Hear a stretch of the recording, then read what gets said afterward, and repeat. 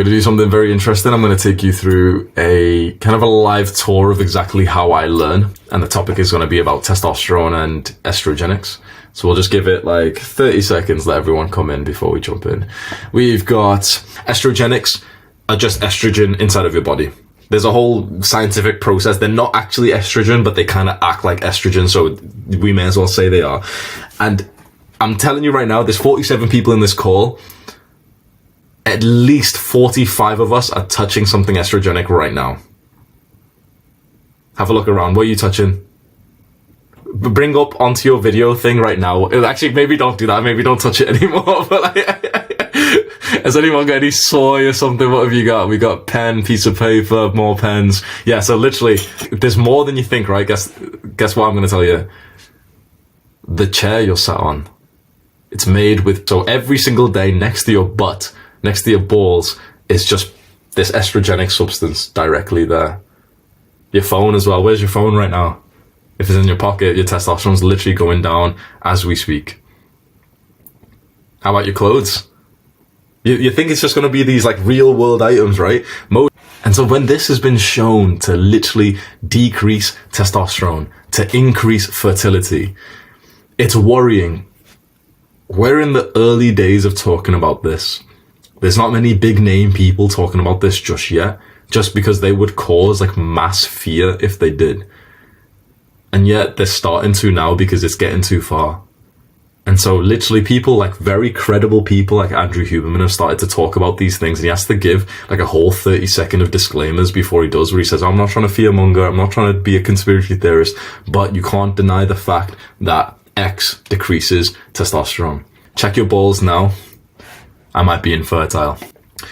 If you're infertile, it'll be because of one of these three things. So it's these things, all three are lowered by estrogenics. So if you're a guy, or maybe your father's or something is a guy who's struggling to have like children or anything, or you really do, like if by like a wave of your hand like this, who is pretty sure they're going to have children in their life, where there's a study where it shows that infertility compounds with each generation because of estrogenics. So estrogenics makes you infertile, and it makes you at this like first contaminant layer quite infertile, right? But it starts getting a bit dark at this point. I ordered the sperm test, started researching it, and I was like, okay, like sperm, there's another guy out there with stronger sperm who might need to like impregnate your wife so that you can have a child with her. That's happening, okay? I know this seems silly and probably, so if there's any guy here who is starting to, worry a little bit, I personally have the unwavering belief that we can get as strong sperm as we need. We just need to make a few core changes, which I've done all the research for, and it really comes down to this: is can you even have a child? That's when I started to take it more seriously. I started with this book, and I ended up then just searching, because I really like this guy, so I searched for I reckon we should probably live like this all the time. If something's killing your sperm, by the way, it's lowering your testosterone.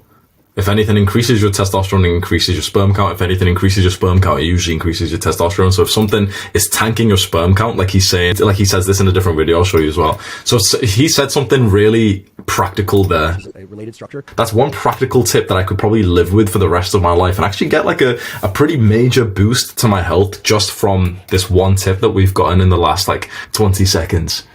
You see that? I did a bit of research. I got a practical takeaway, and I've also got the source from someone who's credible and like an authority figure in this space.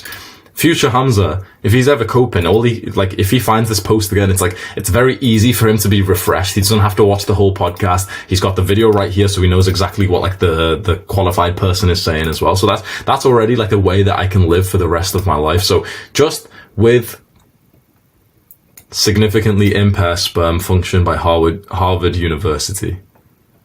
So that's one thing that we've got a takeaway with already. So if this was like an area of your life that you wanted to improve in, and again, this isn't just for fertility or for sperm. I was looking at it with this lens recently. But if you're interested in just health in general, if you're interested in not developing man boobs, if you're interested in keeping your testosterone high, these are the things that you should be considering, because anything that affects your sperm is affecting your testosterone and your overall health. So like I can even make a generalization, like if you want to make more gains in the gym, you should probably be listening to this advice because it's linked to your testosterone, it's linked to your fertility. So that's 1 point already.